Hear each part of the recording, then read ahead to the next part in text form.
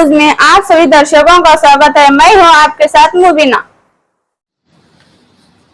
ಎಲ್ಲರಿಗೂ ನಮಸ್ಕಾರ।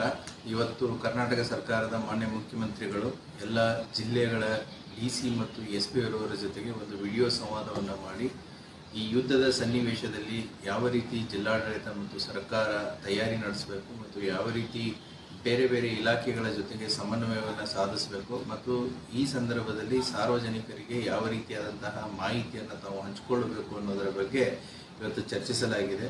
ಈಗಾಗಲೇ ಜಿಲ್ಲೆಯಾದ್ಯಂತ ನಾಕಾಬಂದಿ ಆಗಿರ್ಬೋದು ಮತ್ತು ಪೊಲೀಸ್ ವಿಸಿಬಲ್ ಪೆಟ್ರೋಲಿಂಗ್ ಆಗಿರ್ಬೋದು ಮತ್ತು ಕ್ರಿಟಿಕಲ್ ಇನ್ಸ್ಟಾಲೇಷನ್ಸ್ಗಳು ಏನಿದೆ ಅಲ್ಲಿ ಕೂಡ ಭದ್ರತೆಯನ್ನು ಹೆಚ್ಚಿಸಲಾಗಿದೆ।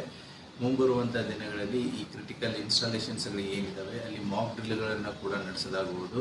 ಅತಿ ಮುಖ್ಯವಾಗಿ ಸಾಮಾಜಿಕ ಜಾಲತಾಣದಲ್ಲಿ ಹಲವಾರು ವಿಚಾರಗಳು ತಮಗೆ ವಾಟ್ಸಪ್ಪು, ಟ್ವಿಟರು ಮತ್ತು ಇನ್ಸ್ಟಾಗ್ರಾಮು ಬೇರೆ ಬೇರೆ ಸಾಮಾಜಿಕ ಜಾಲತಾಣಗಳಲ್ಲಿ ಹಲವಾರು ವಿಚಾರಗಳು ತಮಗೆ ಬರ್ತಾ ಇರ್ತವೆ। ಅದನ್ನು ಕಣ್ಮುಚ್ಚಿ ತಾವು ಸುಮ್ಮನೆ ಫಾರ್ವರ್ಡ್ ಮಾಡೋದು ಬೇಡ, ಯಾಕಂತಂದರೆ ಹಲವಾರು ಸುಳ್ಳು ಸುದ್ದಿಗಳು ಇದರಲ್ಲಿ ಸ್ಪ್ರೆಡ್ ಆಗ್ತಾ ಇರುತ್ತೆ।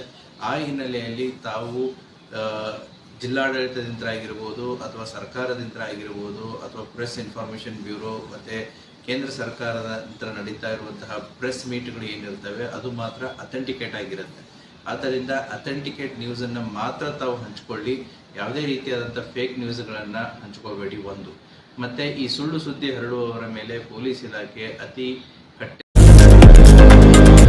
लेटेस्ट न्यूज अपडेट्स के लिए YouTube एक्सप्रेस को सब्सक्राइब कीजिए, साथ में बेल आइकॉन को भी क्लिक कीजिए। साथ ही साथ लाइक, शेयर और कमेंट करना ना भूलिए।